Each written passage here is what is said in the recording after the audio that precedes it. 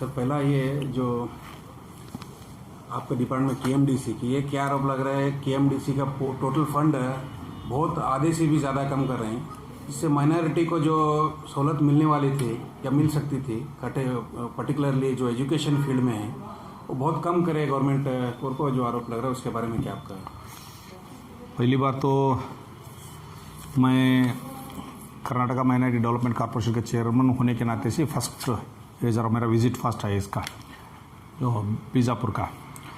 पहली बार मैं ये बोलना चाहता हूँ कि अल्पसंख्यक लोगों के लिए माइनॉरिटी के लिए खास करके कट हुआ है पेमेंट करने का, ये ज़रा दिमाग में से निकाल को छोड़ना। क्योंकि लास्ट टाइम भी जब सरकार में हमारे जब आई थी 2008 में, तब तुम्हें जब देख लेंगे 8-9 में से अगर चाहे हिस्ट्री पीछे की तुम वहाँ से तफसीलात से तुम्हें जरा अगर वहाँ पे जाएंगे तो तुम्हें मालूम पड़ेगा कि 22 करोड़ रुपए रहे सो तब 57 करोड़ रुपए इस तक लगाने वाली सरकार कौन सी भी है बोले तो भारतीय जनता पक्ष की सरकार PS येडियुरप्पा जी लगाए सो तब उस टाइम। और उसी तरह उसी टाइम में ऐसा था कि 325 तक भी तब दिए थे, बाद में 525 तक भी हो गया था बाद में, और हज घर भी दिए सो तभी है। यानी कि माइनॉरिटी के लिए तबके के लिए हम लोग रुकावट लगाना बोल के कौन सा भी हमारे मंसूबा नहीं है हमारे भारतीय जनता पक्ष के अंदर। लेकिन इस बार का जो है आपको सबको भी मालूमात होना चाहिए कि हमारा ऐसी इस तरह का एक है कि अभी हालात में देखिए जो कोरोना जैसी बीमारी सारी दुनिया में आ गई है, ये सारी दुनिया में आ गई तो सारी दुनिया का भी जो फाइनेंशियल स्टेटस है सब कुछ भी ठंडा पड़ गया है। और साथ ही साथ में अभी हाल ही में तुम्हें देख रहे हैं कि जो पानी का सैलाब आके कितने नुकसान हुआ है, तो ये सभी आने की वजह से थोड़ी बहुत एक तरफ सैलाब आता है एक तरफ अकाल पड़ जाता है, तो ये सब के वजह से तो फाइनेंशियली थोड़ा सा 1-2-3 साल के अंदर जरा मार बैठा है, तो उसके वजह से सब निगम को भी कट करे हैं, एक ही निगम बोल के नहीं है कट करे से। लेकिन हालांकि लास्ट टाइम तुमने बोलना चाहता हूँ लास्ट टाइम जो हमारा बजट था 92 करोड़ हमने फाइनेंशियल इसके लिए किसके लिए 1920 के लिए एजुकेशन लोन के लिए रखा था हमारे यहाँ पे, जो minorities Muslim Christian Jain Sikh Parsi जो भी आते हैं उनके सब के लिए एजुकेशन के लिए रखा था। लेकिन हम लोगों ने उसमें ऐसा किया है कि 92 करोड़ रहा तो भी सरकार से भी हमें परवानगी लेकर 188 करोड़ रुपए हमने रिलीज किया है। अभी आपको केएमडीसी का एनुअल बजट कितना है? नहीं अभी बोल रहा था आपको मैं, क्योंकि आपको एजुकेशन लेवल पे आप बोल रहे हैं ना, इसके लिए बोल रहा हूँ। अभी हालांकि इस बार का भी हम लोग है ना, हमें 42 करोड़ रुपए का हम लोग इस बार का जो 42 to 45 करोड़ हम लोग रखना बोल के 42 करोड़ अभी तक हमने उसके लिए एजुकेशन के लिए खास करके रखा है। अभी एजुकेशन के लिए लोन के लिए एप्लीकेशन डालते हैं तो इंशाल्लाह आने वाले दिनों में इसे भी हम लोग जैसा लास्ट ईयर का जो जैसा 92 करोड़ हमने रखा था लेकिन 188 करोड़ तक हमने दिया है, तो पर इस बार का भी हमारे शायद हम लोग इसका एप्लीकेशन जांच आ गए तो बाद में फिर क्योंकि CET नीट से हम लोग एप्लीकेशन बुलाए हैं यहाँ पे, सो भी वो दे रहे हैं, तो उसके एप्लीकेशन आ गए तो हम येडियुरप्पा जी से रास्ता करेंगे। लास्ट टाइम भी मैं किया हूँ आयतप्पा नोडोना माडोना अंते ಸ್ವಲ್ಪ ಇದು कोरोना ಇದನ್ನ ಆಗಲಿ करके बोला है उन्होंने, तो हम लोग सोचेंगे करेंगे ना उसमें। नहीं कि हमेशा बीजेपी क्या आरोप लगता है जब बीजेपी आती है माइनॉरिटी के वास्ते जो भी स्कीम रहता है काम करते हैं, एंटी माइनॉरिटी काम करता है, ये हमेशा एक कॉमन एलिगेशन बीजेपी रहा है, इसका डिफेंड कैसे करते हैं? सर मैं वही पहला शुरुआत में ही आपको बोल दिया हूँ कि माइनॉरिटी के लिए तुम्हें बोल रहे हैं क्या बोल के बीजेपी आती है तो माइनॉरिटी का एक ऐसा उनकी स्कीम्स बंद कर देती है, कुछ भी उनके लिए नई स्कीम्स नहीं देती, हालांकि उनके ऊपर दबाव डालती है, ऐसा कुछ भी नहीं है।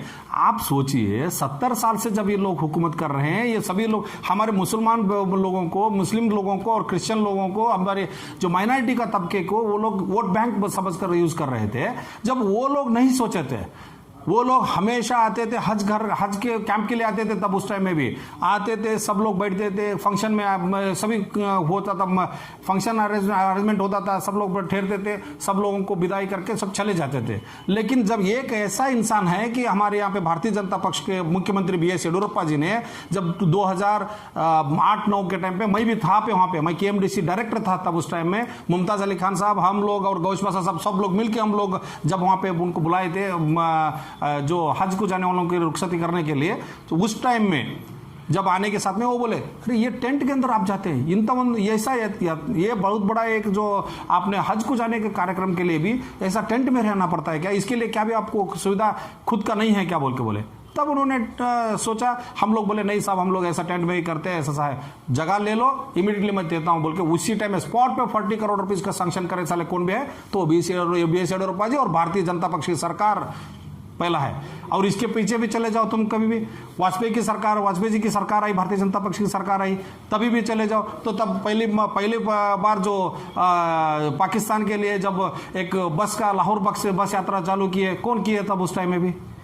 ये बवाल उठाने वालों से अपोजिशन पार्टी उनकी काम है वो बवाल उठा रहे। अभी नरेंद्र मोदी जी आ गए, नरेंद्र मोदी जी आने के बाद में भी आप सोचिए, क्योंकि आने के साथ में उन्होंने एक जुमला बोला, क्यों एक हाथ में कुरान है तो एक हाथ में कंप्यूटर है बोल के बोला। उसका मायने क्या है कंप्यूटर का मायने? आज दुनिया किस हालत में चल रही है? सिर्फ हम लोग दीन करेंगे क्या? दुनिया भी नहीं चाहिए क्या? दीन और दुनिया दोनों मिलकर जाना है हमको, वो दोनों मिलके जाना है बोले तो उस टाइम में हमको ये दुनिया की दारी के लिए भी कंप्यूटर, यानी कि आगे की जो फ्यूचर के लिए जो बिजनेसमैन है, जो इंडस्ट्रीज का करना चाहता है, जो नौकरी करना चाहता है, वो सभी आगे आना चाहिए। सिर्फ दीन उतना कर लेते नहीं, हाँ दीन भी चाहिए दुनिया भी चाहिए, इसके लिए उन्होंने वो जुमला बोला। अभी अगर मुस्लिम फेवरिश है बोले तो एक मुस्लिम लीडर है कर्नाटक में जिसको टीपू सुल्तान बहुत लोग मानते हैं, लेकिन आप बीजेपी की सरकार टीपू सुल्तान के जन्मदिन को एक प्रोग्राम को उनको जन्म देने को देते नहीं। देखिए साहब ये एक मामला ऐसा होके बैठा है कि वो जो कांग्रेस वाले की क्या आदत है, क्यों आप खुद करते नहीं। हाँ अभी वो में खुद क्या कुछ तो क्या है ना, वो कैसा चल रहा था, आराम से चल रहा था। पहले कभी भी तो रुकावट आई थी क्या? पहले हम इतने सालों से बना रहे थे, कभी रुकावट आई थी क्या? क्या हम लोग मुसलमान लोग कोई भी तो जाके उनको मांगा था क्या?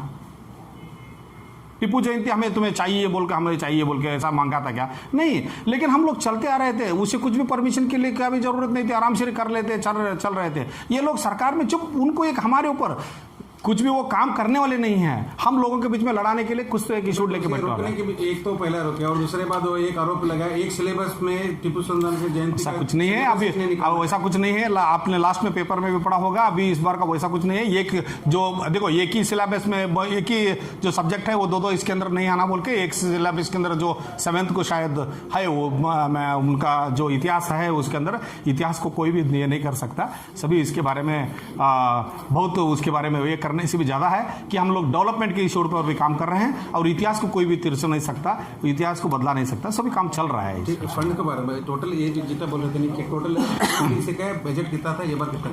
देखो केएमडीसी का बजट लास्ट जो बढ़ते बढ़ते आकर 295 करोड़ भी हो गया था, बाद में लास्ट उसमें से कम होकर फिर बाद में पिछले सरकारों में, हमारी सरकार भारतीय जनता पक्ष की सरकार नहीं बोलता, पिछले सरकारों में भी वो कम करते आ गए थे क्योंकि वो उस टाइम में भी थोड़ा बहुत फ्लड का इफेक्ट वगैरह होकर उन्होंने भी कम किया था।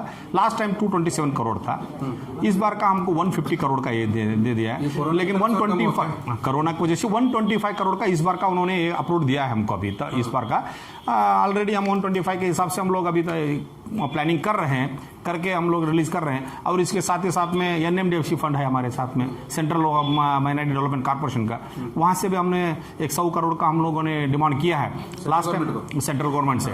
सो वो भी शायद इंशाल्लाह वो हो जाएगा, ये थोड़े दिन में वहां से भी जाएगा। सेंट्रल गवर्नमेंट का तो वो सेम स्कीम के वास्ते स्कीम अलग अलग रहती है। देखिए इसमें क्या है कि सेंट्रल गवर्नमेंट की स्कीम जो है वो विद मॉर्गेज करके या गारंटर्स दे के देना है, तो हम लोग उसमें भी थोड़ी बहुत रूल्स तब्दीली लगाकर आम लोगों तक पहुंचना चाहिए। नहीं तो क्या होता है इनके खाली अगर नॉर्म्स बहुत टफ हो तो आम आदमी को पैसा मिलता नहीं। एक बात बोलना चाहता हूं मैं, जब हमारे स्कीम्स के अंदर भी इस बार का जो देखिए आप बोल रहे थे कि पिछली सरकार आए ये सभी करेगा, हमारी सरकार आने के बाद में टाइट कर देती है, नहीं है।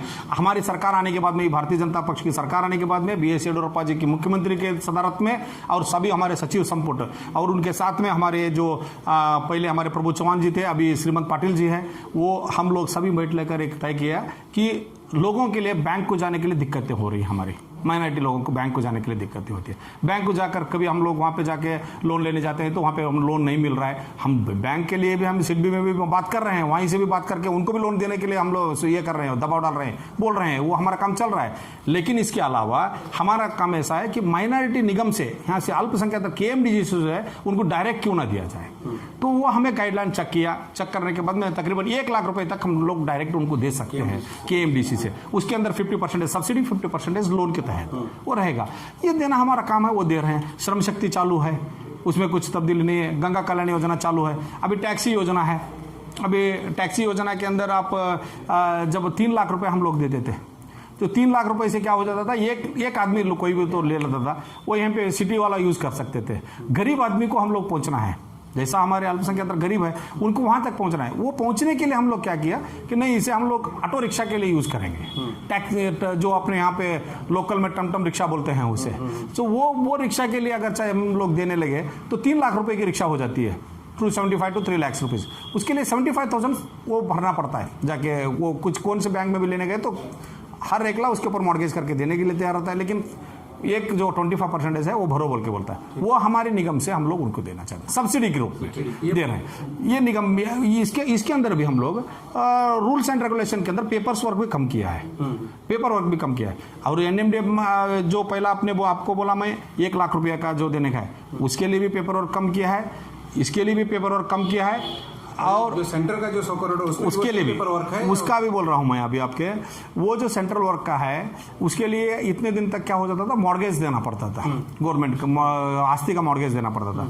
और मॉर्गेज देने के बाद में पिछली सरकारों से, पिछले इतने दिन के सरकारों ने ये नहीं सोचा है कि सिर्फ अभी कौन सा आप एक बिजनेस करना चाह रहे हैं तो तकरीबन 15 लाख रुपए का आप बिजनेस का कैपिटल अमाउंट चाहिए उसे वहाँ पे।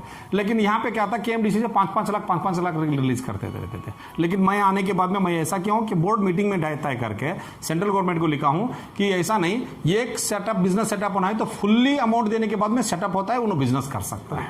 तो इसके लिए हमने वो जानकर लिखा है। अब ये हालांकि कल के रोज हमारे श्रीमंत पाटिल जी मुख्तार अब्बास नकवी से मिलने के लिए भी दिल्ली गए हैं, दिल्ली के लिए रवाना हो रहे हैं। वो भी जाके बैठ लेके डिस्कस करके वो सभी अप्रूव लेकर आने के लिए गए हैं। इंशाल्लाह अप्रूव हो जाता है। हुआ तो मतलब जो पेपर वर्क हो आसान होता है, फंड आसानी से मिल सकता है, फंड आसानी से मिल सकता है। चक्कर लगाने का और एक हमने अभी तय किया है कि इस बार का जब यहाँ से क्या हो जाता था कि जो हम लोग यहाँ पे रेडी करो, पहला एप्लीकेशन बारो हार्ड कॉपी लेकर आओ, यहाँ पे सबमिट करो, यहाँ पे सबमिट करने के बाद में फिर बेंगलुरु चले जाओ और एमएलए के पास जाओ, डीसी के पास जाओ, सीएस उनके पास जाओ, ये सभी हो जाता था सभी। अभी एमएलए सीएस कमेटी में वहां पे सैंक्शन हो जाते हैं, फिर यहाँ से रेडी करने जाओ तो 2018-19 का जो बजट है अभी सैंक्शन करो, अब का बाद में करो, ऐसा चलता था। अभी हमारे यहाँ पे एक जो माइक्रो लोन बोल के हम लोग एक सैंपल के तहत स्टार्टिंग जो कोविड के इस जो बीमारी के तहत अभी जो तकलीफात हुई इतने लोगों को, हमारे लोग भी माइनॉरिटी लोग हैं ना, वहाँ पे जो गाड़ियाँ लगाकर बिजनेस करते थे, फ्रूट बेचते थे, गरीब लोग हमारे कहीं पे यात्रों में काम करते थे, यात्रा में इसे जो ये बाजार लगते हैं बाजारों में काम करते थे, सभी तरफ हमारे बिजनेस चलते रहते थे। लेकिन उनके लिए क्या हो गया कि कोरोना से बहुत इफेक्ट पड़ा था।